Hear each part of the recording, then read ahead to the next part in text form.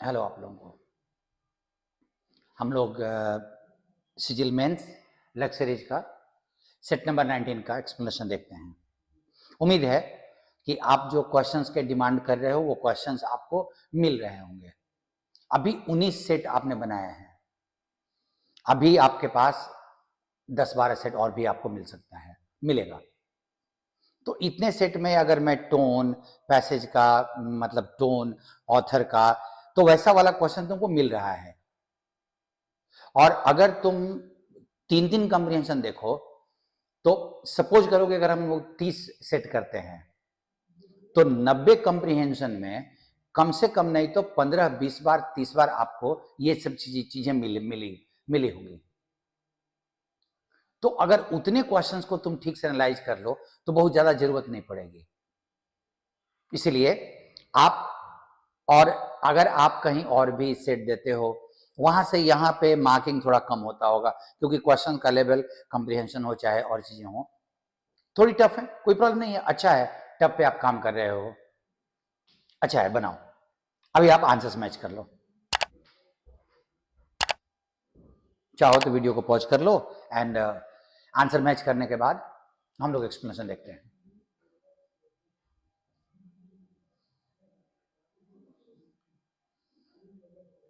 Approach sentence arrangement में, comprehension में, closes में मेरा देखते रहना, क्योंकि यही तीनों बहुत क्रूशियल फैक्टर होने वाले हैं। चलिए, अब हम लोगों ने क्वेश्चंस का आंसर देख लिया, अब एक्सप्लेनेशन शुरू करते हैं।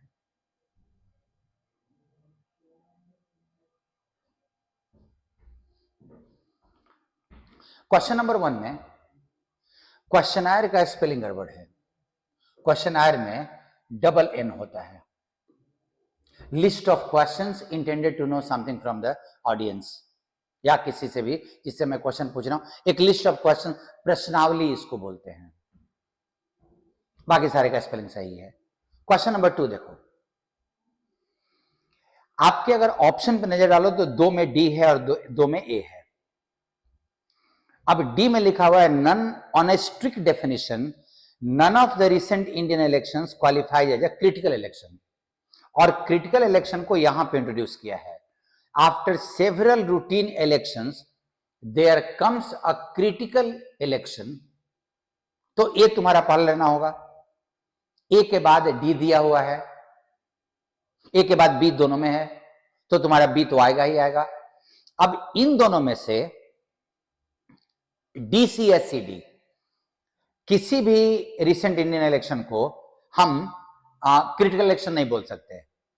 There have been a series of semi critical elections, बहुत सारे सेमी क्रिटिकल इलेक्शन हुए हैं। रादर का मतलब जब हम इस्तेमाल करते हैं as a conjunction, adverbial conjunction, तो ये पीछे वाले स्टेटमेंट को और क्लैरिफाई करने के लिए इस्तेमाल किया जाता है, उसको और पिन पॉइंटेड करने के लिए। तो ये बोल रहा है कोई भी क्रिटिकल इलेक्शन नहीं हुआ है, रादर हम उनको सेमी क्रिटिकल इलेक्शन बुला सकते हैं। सो तुम्हारा बी होगा। तुम्हारे 3rd नंबर क्वेश्चन में क्लियर है, कोई दिक्कत नहीं है, डी नंबर जाएगा। क्वेश्चन नंबर 4 देखिए, इंडिजेंट।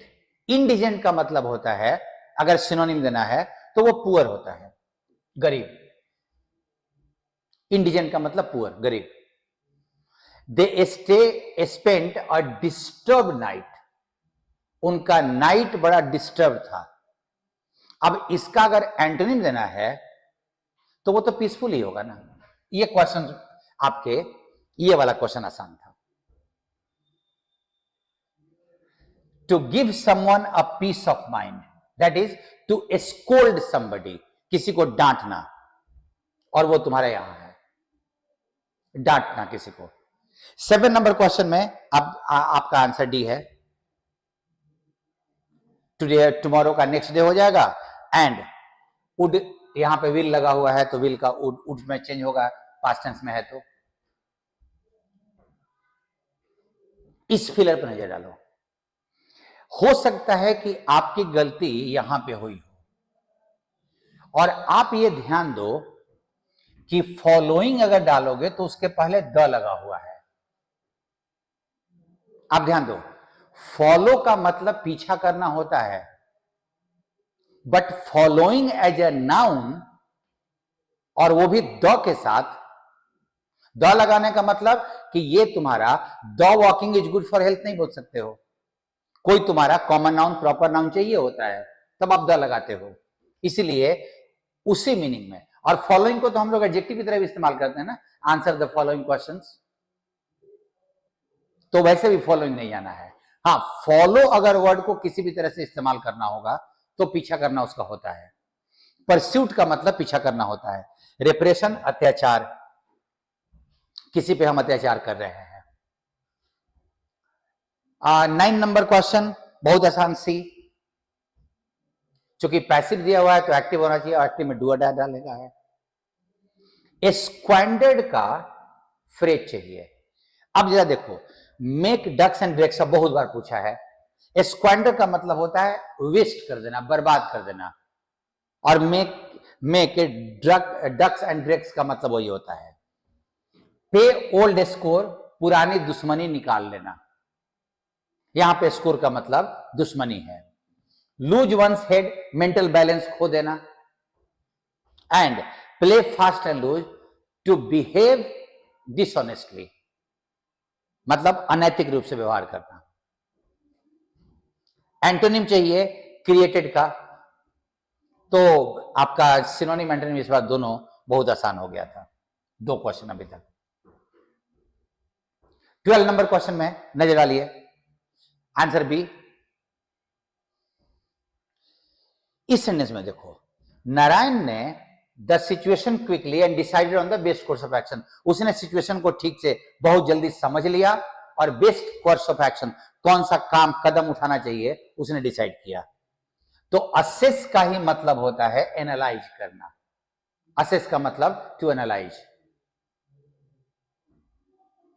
बिसीज के स्पेलिंग में आई ई होता है, ई आई नहीं होता, जबकि तुम ध्यान दो सीज के स्पेलिंग में एसी आई होता है, ई आई नॉर्मल स्पेलिंग होता है, बिसीज थोड़ा सा अटपटा है, इसीलिए उसको आप याद रखिएगा।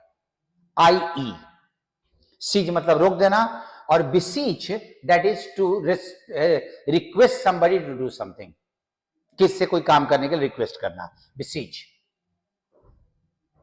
नेक्स्ट, अब इस क्वेश्चन पर नजर डालिए। आप जरा ध्यान दीजिए कि इस क्वेश्चन में आर और एस एक साथ आएगा। मैं थोड़ा सा एक्सप्लेन कर रहा हूं। In his boyhood Mohandas was a shy average type of student, वो एवरेज टाइप के स्टूडेंट थे। He showed no promise of future greatness, और उनमें ऐसा कुछ नहीं दिखाई चल रहा था कि भविष्य में जाके वो बहुत महान बनेंगे। तो ये तो दोनों साथ में आएगा। और यहां पे क्या लिखा हुआ है, the world has produced a number of great man and women from time to time. तो हम आर और एस में से किसी को भी एक साथ नहीं ले सकते, मतलब यहां पे तो नहीं डाल सकते। पहले तो हिज फादर, और यहां लिखा हुआ है उनके पिता, एंड मां एक पवित्र लेडी थी, पिता दीवान थे एक स्टेट के। तो तुम्हारा यहां के बाद अब तुम्हारा पी आएगा, he was born Mohandas Karamchand Gandhi the father of our nation stands among them all, उनमें से सबसे इंपॉर्टेंट मोहनदास करमचंद गांधी थे, वो यहां पैदा हुए थे।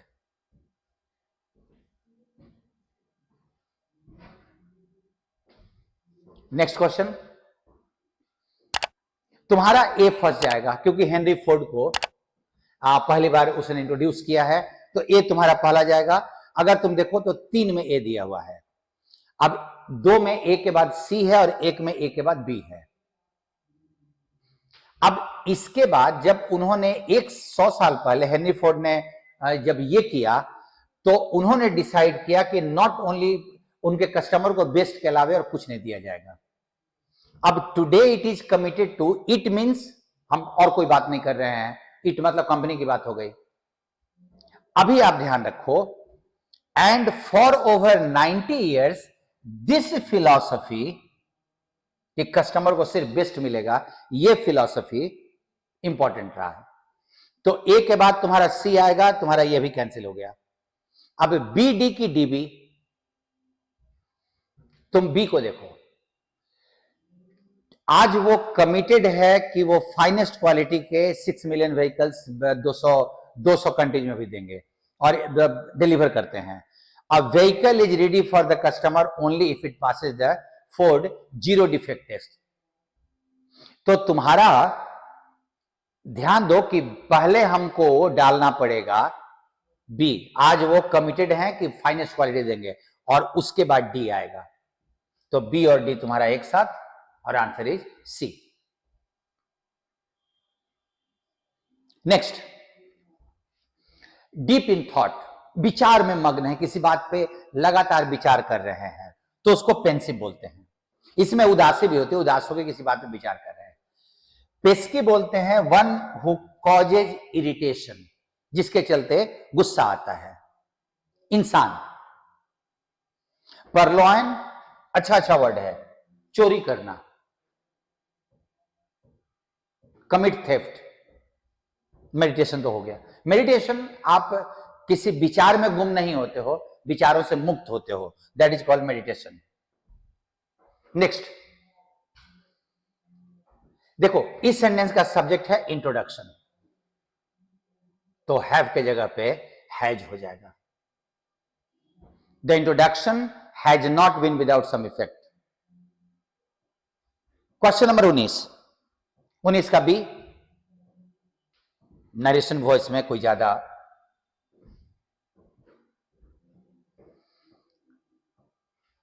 यहां ध्यान दीजिए। In spite of the road block the guard allowed us enter, कि टू इंटर, यहां टू लगेगा ना, I allowed him to go, to भी वन तो लगेगा यहां पे। क्वेश्चन नंबर 21 पे नजर डालिए।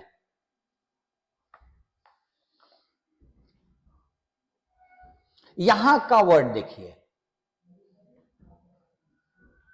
इस सेंटेंस को समझिए। ये सेंटेंस बहुत क्लियरली तुम्हारा फर्स्ट सेंटेंस तो होगा नहीं, लेकिन अगर तुम यहां देखो तो ए को फर्स्ट सेंटेंस में 2 जगह डाला है, एक जगह बी डाला और एक जगह डी डाला है। डी में लिखा हुआ है is in the time the government vested the RBI with powers to sanction such changes, ऐसे बदलाव। तो डी भी तुम्हारा पहला नहीं जाना है। 2 जगह ए दिया हुआ है, ए बट के चलते नहीं होगा। सच चेंजेस, ऐसे बदलाव, तो पहले उसके पहले बदलाव तो देना पड़ेगा ना। तो तुम्हारा फर्स्ट सेंटेंस चूंकि बहुत आसान था, तो तुमको बहुत आगे नहीं बढ़ना है, आराम से तुम्हारा फर्स्ट सेंटेंस से आंसर निकल जा रहा है। इसीलिए मैं बोलता हूं कि सेंटेंस अरेंजमेंट में इंपॉर्टेंट क्या है कि आप ऑप्शन को कितने बुद्धिमानी से जज करते हो। ऑप्शन को सामने में रख के बनाने की चीज है ये। आगे क्वेश्चन नंबर 22 में आप जरा ध्यान दीजिए।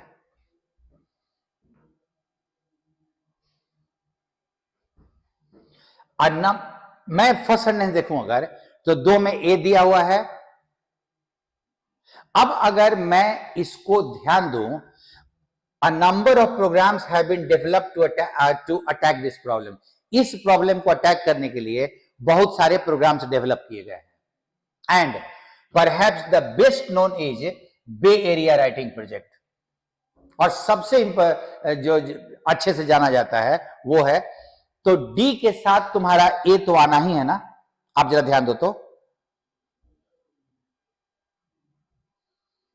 और डी के साथ अगर तुम ए रखोगे तो तुम्हारा ये वाला आंसर आ जाएगा, क्योंकि डी ए एक ही में है। यहां लिखा हुआ the decline in writing can be stopped. अब इस क्वेश्चन में ऐसा था कि फर्स्ट सेंटेंस से तुमको निकालना मुश्किल हो गया था, क्योंकि बी तुम्हारा फर्स्ट सेंटेंस की तरह लग नहीं रहा है, और ये टॉपिक थोड़ा अनजाना टाइप का है, तो फर्स्ट सेंटेंस से जो बना रहे होंगे वो कंफ्यूज होंगे कि किसको लिया जाए, लेकिन डी के बाद ए बहुत क्लियर था। Next question, there are many dialects of English with radically different pronunciation of the same word. बहुत सारे हैं जिसमें सेम वर्ड के अलग अलग प्रोनाउंसिएशन होते हैं, बट अगर अलग अलग प्रोनाउंसिएशन होते हैं तो स्पेलिंग उसका सेम ही होगा। प्रोनाउंसिएशन अलग अलग हो सकता है but spelling is the same. Uniform का मतलब सिमिलर होता है ना। बट को टारगेट करना था और यहां डिफरेंट को टारगेट करना था। Next question, after a period of protracted disuse. Disuse का मतलब ध्यान रखना, हम उसका इस्तेमाल नहीं कर रहे हैं। मिसयूज और एब्यूज का मतलब होता है हम उसके साथ गलत इस्तेमाल कर रहे हैं, और डिसयूज का मतलब हम इस्तेमाल नहीं कर रहे हैं। तो अगर हम डिसयूज करेंगे मतलब इस्तेमाल नहीं करेंगे तो मसल क्या होगा, एट्रोफी वो जानबूझ के दिया है, वो बुद्ध ये दे रहा है कि प्रोट्रैक्टेड और एट्रोफी को तुम कंट्रोल कर पा रहे हो कि नहीं डिसयूज से। और वही मैं बता रहा हूं, मैं एट्रोफी का मतलब नहीं बताने की कोशिश कर रहा हूं, मैं प्रोट्रैक्टेड का मतलब बताने की कोशिश नहीं कर रहा हूं। मैं बोल रहा हूं कि अगर इस्तेमाल नहीं किया जाएगा तो muscle dash both his strength and ability to perform. वो क्या करेगा, रिगेन करेगा या लूज करेगा। अगर हम किसी मसल को इस्तेमाल नहीं कर रहे हैं तो उसको स्ट्रेंथ और एबिलिटी उसकी दोनों कम होगी। नेक्स्ट, ध्यान देना यहां पे कि बेस्ड यहां पे V1 V2 नहीं है। अगर ये V2 होगा तो सेंटेंस में बहुत सारा which was based on a film, यहां बेस्ड V3 है। दे हैव मेड, चूंकि यहां प्रेजेंट परफेक्ट है तो यहां पे V2 कैसे लग सकता है, कंजंक्शन किधर गया, इसीलिए आपको सी लेना पड़ेगा।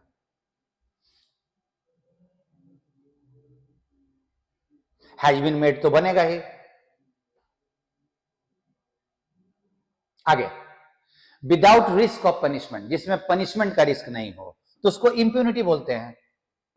ये परटर्ब से बना है। इम्पर्टर्बेबल का मतलब जिसको विचलित ना किया जा सके।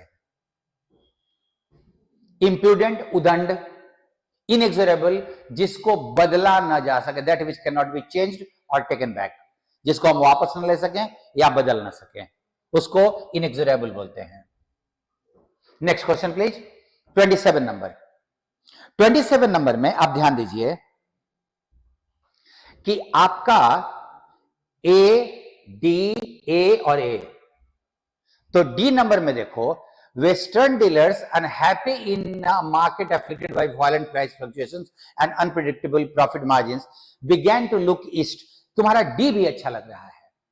और ए देखो, a market for Indian art has existed ever since the international art scene sprang to life.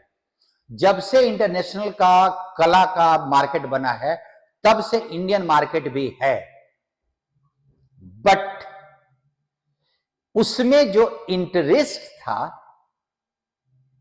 वो इसका परिणाम, वो एग्जिस्ट कर रहा था लेकिन इंटरेस्ट इसके चलते हुआ।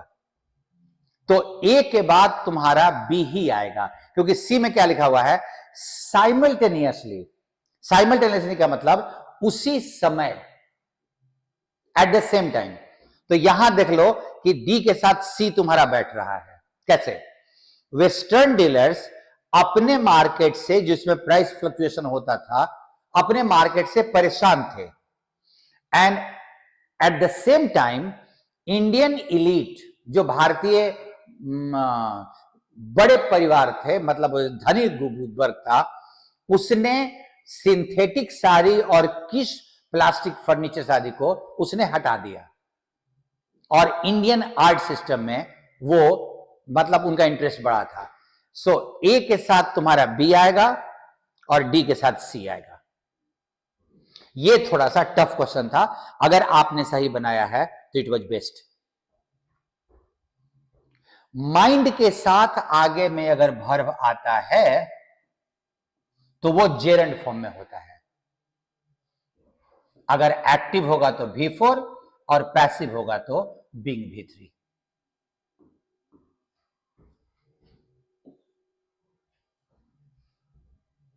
माइंड के साथ आगे का वर्ब जेरंड फॉर्म में होता है। द ड्राउट, सूखा जो पड़ा, has led to an dash in the cost. Cost में इन्फ्लेशन नहीं होगा, वो इन्फ्लेशन कॉस्ट में बढ़ोतरी होगी, और जब इंक्रीमेंट सैलरी में किया जाता है। अब तुम्हारे पास दो क्वेश्चन है, एक इंक्रीज और दूसरा एस्केलेशन। और अगर कोई चीज बढ़ रही है तो दोनों को इस्तेमाल किया जाएगा, बट अगर निगेटिव पॉइंट ऑफ व्यू से देखा जाए तो इंक्रीज एक न्यूट्रल वर्ड है। जब ये दिया हुआ है एस्केलेशन निगेटिव वर्ड, तो फिर हमको न्यूट्रल वर्ड को नहीं चुनना है। एस्केलेट मतलब बढ़ रहा है, वो पॉजिटिव चीजें नहीं। नेक्स्ट देखना, इस क्वेश्चन में यहां का चुनने के लिए आयरनी लिख के फुल स्टॉप डाल दिया है, और उसी के चलते this one word captures our response. ये वर्ड हमारे रिस्पॉन्स को कैप्चर करता है, क्योंकि वन वर्ड कैप्चर नहीं, ये वर्ड कैप्चर करता है हमारे रिस्पॉन्स को। To the ongoing nationwide drought in more than one way, एक से ज्यादा तरीके से हमारे कैप्चर। व्यंग, we have waken up to. Wake up to का मतलब होता है किसी बात के प्रति जागरूक होना। Wake up to, we have waken up to the reality of drought a full 6 months after the end of the monsoon. Monsoon के 6 महीने के बाद हमको पता चला कि सूखा पड़ा है, बारिश के सीजन के बाद। आफ्टर वेकिंग अप, अब यहां पे वेकअप टू द रियलिटी, यहां पे जगने के बाद, वेकअप द रियलिटी नहीं, तब हम रियलिटी को जगाने लगेंगे। We focus on the drinking water, और वो तो यहां पे क्राइसिस होगा ना, तब हमें पेयजल की समस्या है, संकट आ गई है in the urban centre, and not the multi dimensional crisis. हमने सिर्फ अर्बन सेंटर पे ध्यान दिया। और इन डैश हिंटरलैंड, हिंटरलैंड का मतलब जो मेनलैंड है उसका आगे जाने के बाद जो भीतरी भाग बोलते हैं, जैसे किसी भी दूर दराज के क्षेत्रों को हिंटरलैंड कहा जाता है। और दूर दराज के क्षेत्र जहां पे पहुंच नहीं है किसी भी चीज की, उसको रूरल ही बोलेंगे ना, क्योंकि ये नाउन है तो उसके बाद एडजेक्टिव चाहिए, उसके पहले एडजेक्टिव चाहिए, तो रूरल हिंटरलैंड हो जाएगा। Next question please. तुम्हारा पैसेज में तुम्हारे पास क्वेश्चन है, कौन सा ब्रुस्का के बारे में जो नॉलेज है, स्टेटमेंट है, वो फॉल्स है, डेफिनेटली फॉल्स है। अब जरा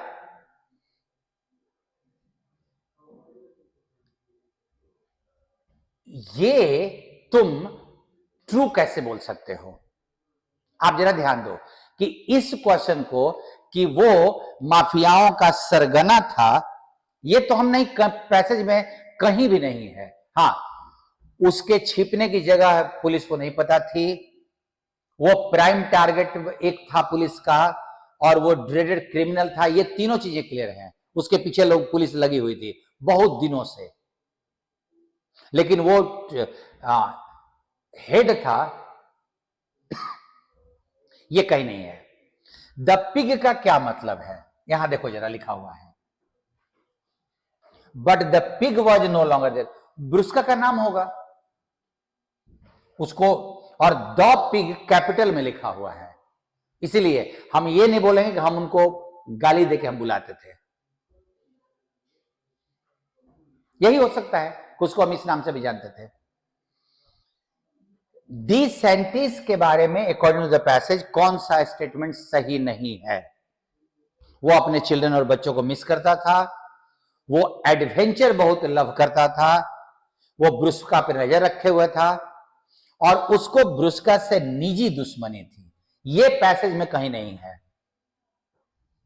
यहां लिखा हुआ है, बी पेशेंट, बहुत दिन से, since entering the police academy at 18 साल की उम्र में वो पुलिस में आया। De Santis had never known a single operation. उसको ये याद नहीं है कोई अभियान किसी क्रिमिनल गादी को पकड़ने का, to go for as long as this, कि इतना लंबा चला हो और वो अपना समय बिता रहा था बैरक में रह के। सो उसको पर्सनल दुश्मनी नहीं सेटल करनी थी बुशरा से, उसको कैच करना था। एंड ऑपोजिट बैटर्ड का मतलब, वहां मेंड का मतलब होता है मरम्मत करना, रिकॉम्पेंस किसी को क्षतिपूर्ति देना, रिकॉम्पेंस का मतलब अलाइन सीधा करना उसको, एंड डिमोलिश ढा देना। अब यहां देखो, they batter down the freshly painted front door, police ने फ्रंट डोर को मार के तोड़ दिया, मरम्मत किया उल्टा।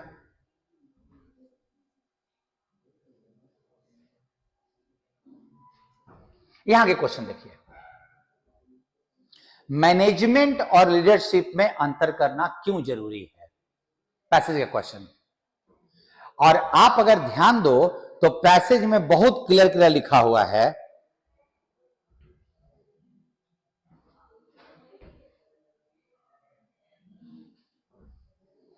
Successful transformation is 70 to 90% leadership and 10 to 30% management. Leaders की जरूरत इसीलिए है कि हमको सक्सेसफुली ट्रांसफॉर्म करना है।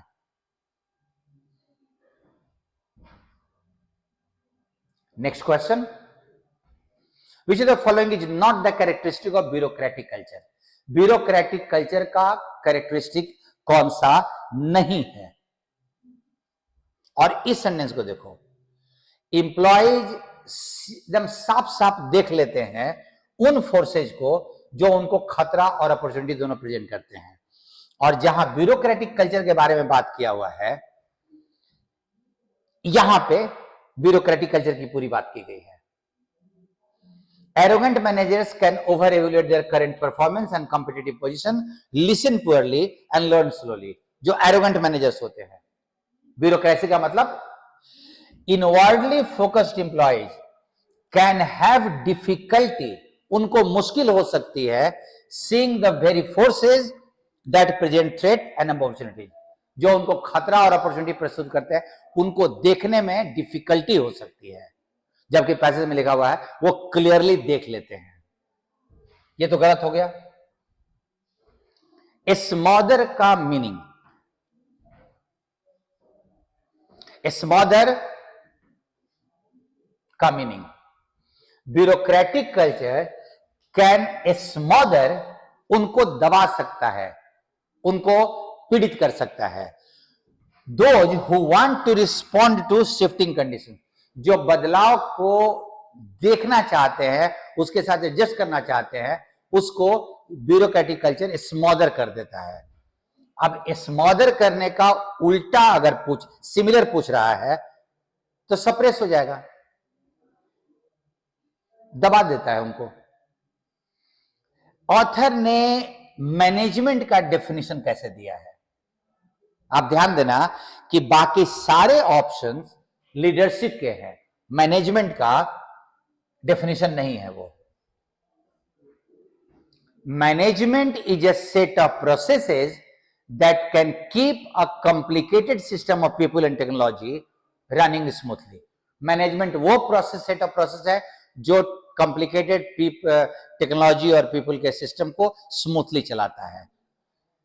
और उसके आगे में द मोस्ट इंपॉर्टेंट वाला जो लिखा हुआ है, जो भी ऑप्शन है वो लीडरशिप के बाद वाले से डाला हुआ है, लीडरशिप से डाला हुआ है, और लीडरशिप और मैनेजमेंट को पैसेज में अलग अलग किया हुआ है, इसीलिए आंसर नन ऑफ दीज हो जाएगा।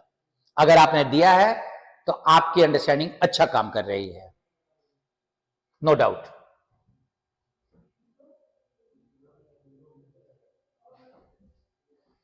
यहां देखिए,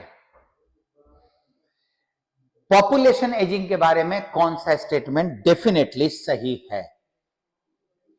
अब अगर आप ध्यान दो पॉपुलेशन एजिंग के बारे में, तो अभी आपका पॉपुलेशन एजिंग के बारे में आपके पास बहुत क्लियर सारी चीजें लिखी हुई थी।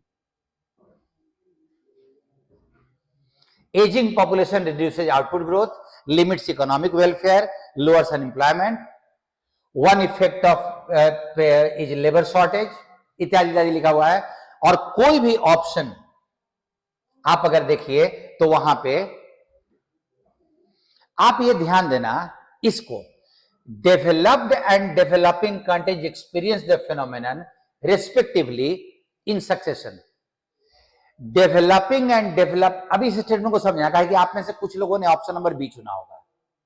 इस स्टेटमेंट का मतलब है कि डेवलपिंग कंट्री एंड डेवलप ने इस घटना को महत्व किया रेस्पेक्टिवली इन सक्सेशन, मतलब पहले डेवलप्ड कंट्री ने किया, उसके बाद डेवलपिंग कंट्री ने किया। और आपके पैसेज में लिखा हुआ है, सॉरी, पहले डेवलपिंग कंट्री ने महसूस किया अकॉर्डिंग टू ऑप्शन, और फिर डेवलप्ड कंट्री ने, जबकि पैसेज में आपका लिखा हुआ है initially experienced bye developed countries, शुरुआत में डेवलप्ड कंट्रीज ने एक्सपीरियंस किया, एंड इज नाउ, और वो अब डेवलपिंग कंट्री की तरफ आ रहा है। तो पहले डेवलपिंग नहीं, पहले डेवलप्ड और फिर डेवलपिंग होता तो आपका आंसर सही हो जाता। और उसी और सेंटेंस से एक और क्वेश्चन बन रहा है, अगर आप समझिएगा तो। कोई डिस्प्यूट नहीं है पॉपुलेशन एजिंग को लेके, सब लोग सहमत हैं उस बात को लेके, और वो तो यही है ना कि अनएम्प्लॉयमेंट रिड्यूसेज एम्प्लॉयमेंट, वो तो उधर साफ साफ लिखा हुआ था ना, लोअर्स अनएम्प्लॉयमेंट, एम्प्लॉयमेंट को कम करता है। तो ये तो तुम्हारा एकदम क्लियर लिखा हुआ था, employment will be lowered. Question number 44, in the middle of the 21st century क्या क्या हो सकता है? आप जरा उसको देखिए। 1 और 3 दोनों होगा।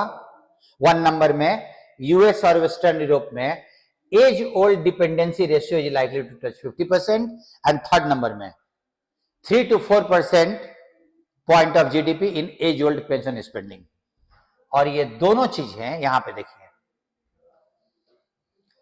Dependency ratio in OECD countries is predicted to reach by 50%, और ह्यूज फिजिकल बर्डन। तो ये तुम्हारा जो पूरा पार्ट था, और देखो तो about 3-4% GDP over the pension till 2050, यहां तुम्हारा आराम से मिल रहा है। ऑप्शन नंबर 2 नहीं मिलेगा। बैलेंस ऑफ पेमेंट तो होगा नहीं ना, निगेटिव असर डालेगा। And question number, what is likely to happen if dependency ratio is higher? अगर डिपेंडेंसी रेशियो ज्यादा है तो क्या हो सकता है?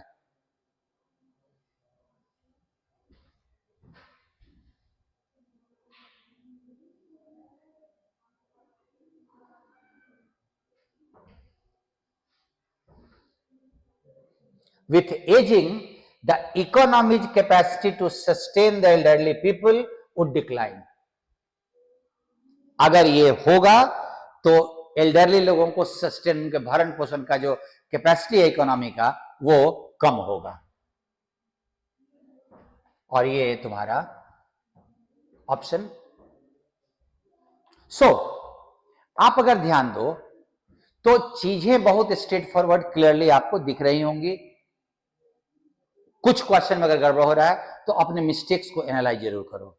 तुम्हारा मिस्टेक्स का एनालिसिस करना बहुत इंपॉर्टेंट है। मैथ में हर क्वेश्चन को एनालाइज करते हो, इंग्लिश में एनालिसिस इसलिए क्योंकि ये क्वेश्चन तो आएगा नहीं ना, ये क्वेश्चन आएगा नहीं, लेकिन यही सिम्टम होगा कि एग्जामिनेशन में भी गलती होगी। तो आपने उस सिस्टम को कि जिसके चलते आपकी गलती हो रही है वो रियलाइज होगा तो कम भी होगा। वो प्रैक्टिस करते रहिए और कॉन्फिडेंस मेंटेन रखिए। See you then with the next set. Thank you.